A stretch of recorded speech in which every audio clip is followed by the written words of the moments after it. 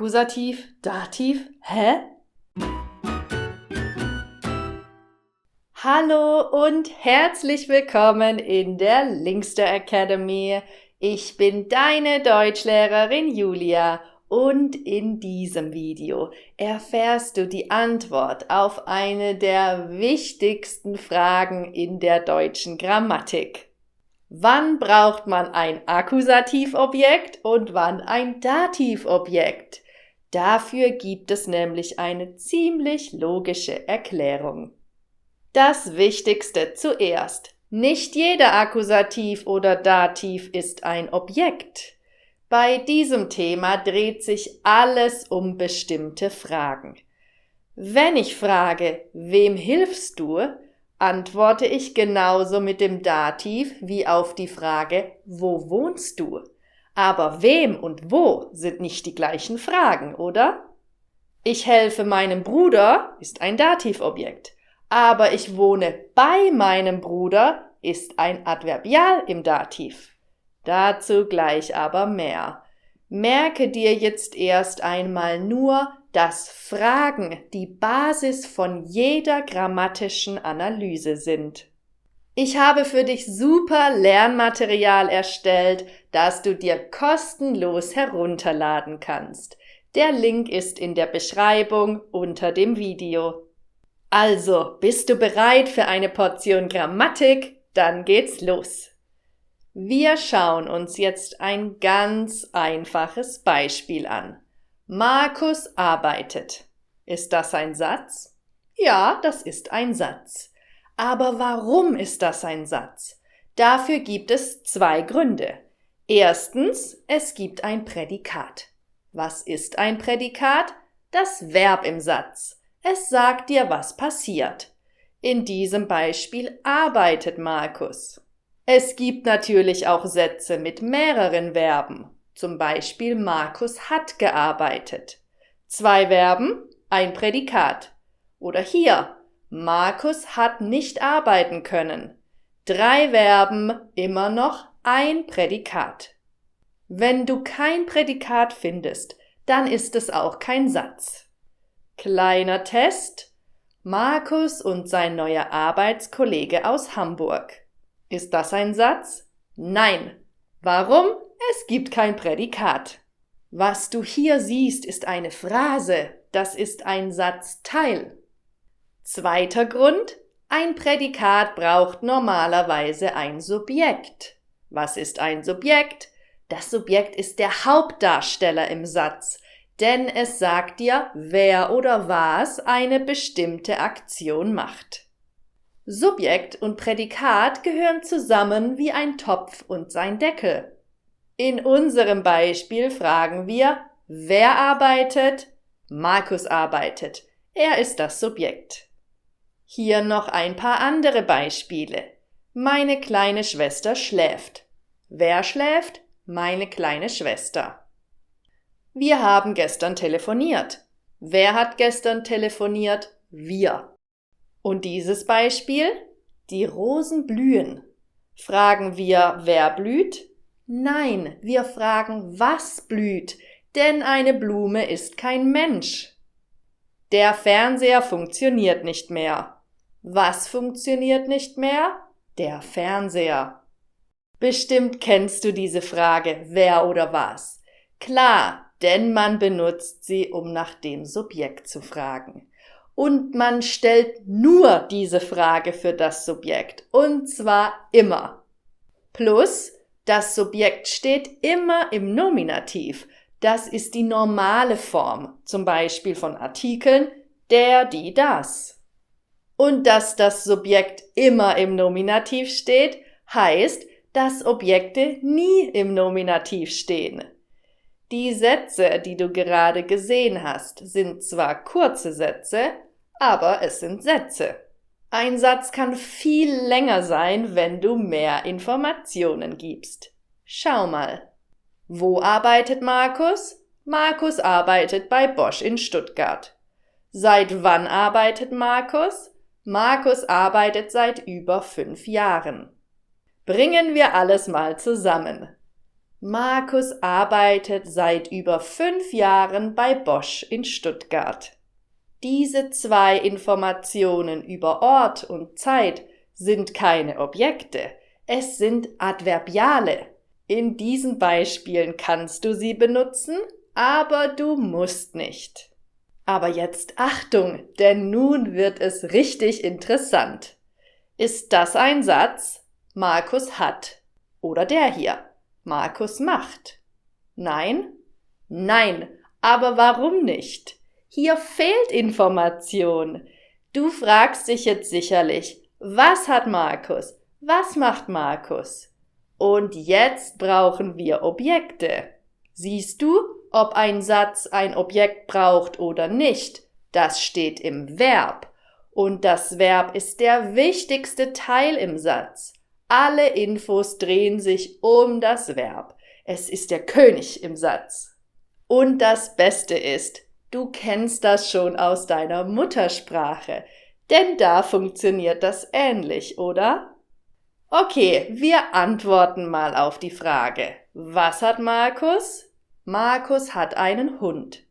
Markus hat einen weißen Audi. Markus hat keinen besten Freund. Und was können wir auf die Frage, was macht Markus, antworten? Markus macht den Pilotenschein. Markus macht den Abwasch oder Markus macht einen Englischkurs. Das alles sind Objekte. Die Sätze, die du hier siehst, haben alle Akkusativobjekte. Denn wenn ein Verb ein Objekt braucht, dann steht es normalerweise im Akkusativ. Und was heißt das grammatisch? Wir müssen ein paar Artikel ändern. Der wird zu den und ein wird zu einen. Es heißt also nicht, Markus macht der Pilotenschein, sondern den Pilotenschein. Man hat nicht ein Hund, sondern einen Hund. Du siehst, nur die maskulinen Artikel ändern sich, der Rest bleibt gleich. Übrigens, wenn du noch ein Adjektiv benutzt, ändert sich auch hier die Endung. Markus hat einen weißen Audi und nicht Markus hat ein Weiß-Audi. Über Adjektivendungen habe ich schon mal ein Video gemacht, das habe ich dir hier oben verlinkt. Alles klar soweit? Jetzt kommt die große Frage. Wann braucht man ein Objekt im Akkusativ und wann im Dativ? Ich zeige dir jetzt einige Verben, die ein Dativobjekt brauchen. Davon gibt es zum Glück nur ganz wenige, vielleicht so 30, 40, die wir regelmäßig benutzen. Übrigens gibt es nur ein paar Verben, die einen Genitiv brauchen. Das ist hier nicht wichtig. Wenn du aber mehr darüber erfahren willst, habe ich dir ein Video zum Thema verlinkt.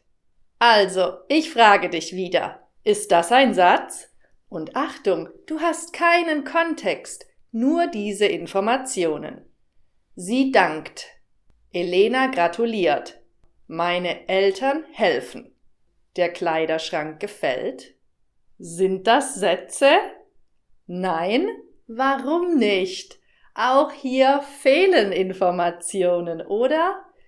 Du fragst dich, wem dankt sie? Wem gratuliert Elena? Wem helfen meine Eltern? Und wem gefällt der Kleiderschrank? Welche Antwortmöglichkeiten hast du? Zum Beispiel, sie dankt ihrer Mutter. Elena gratuliert ihrer Schwester. Meine Eltern helfen ihren Nachbarn und der Kleiderschrank gefällt mir. Und jetzt Achtung, denn das ist das Wichtigste in diesem Video. Kann man einer Wasserflasche danken? Oder kann ich dieser Gabel zum Geburtstag gratulieren? Kann ich meiner Kaffeetasse helfen? Und kann meiner Handcreme dieses Video gefallen? Natürlich geht das nicht. Aber warum geht es nicht? Überleg doch mal, das funktioniert nur bei Menschen, in manchen Fällen auch bei Tieren, zum Beispiel bei dem Verb helfen. Also, was heißt das jetzt? Verben, die ein Dativobjekt brauchen, sind ganz typisch für Menschen. Und deshalb fragt man auch nur wem. Man fragt nicht wem oder was. Hier noch ein paar andere Verben, die den Dativ brauchen. Den Kindern schmeckt die Pizza. Wem schmeckt die Pizza? Menschen oder manchen Tieren. Es tut mir leid. Wem kann etwas leid tun? Menschen und vielleicht manchen Tieren. Wie heißt nochmal dieses eine Lied? Es fällt mir nicht ein. Und auch hier müssen wir, genau wie bei den Akkusativobjekten, Artikel ändern. Leider sind es beim Dativ mehr Artikel, die man ändern muss. Schau mal.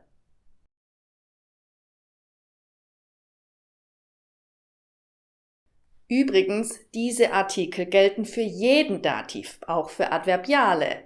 Nach denen fragt man zum Beispiel wo, aber niemals wem, denn diese Frage ist nur für Dativobjekte reserviert. Okay, wir fassen diese Informationen mal zusammen. Wenn du siehst, dass ein Verb und ein Subjekt zusammen noch keinen logischen Satz bilden, dann braucht man vermutlich ein Objekt. Wenn dieses Objekt ein Mensch oder eine Sache sein kann, dann ist es wahrscheinlich ein Akkusativobjekt. Schau mal, ich kann meine Katze lieben, ich kann aber auch mein neues Handy lieben. Ich kann viele Menschen sehen, ich kann aber auch viele Autos sehen.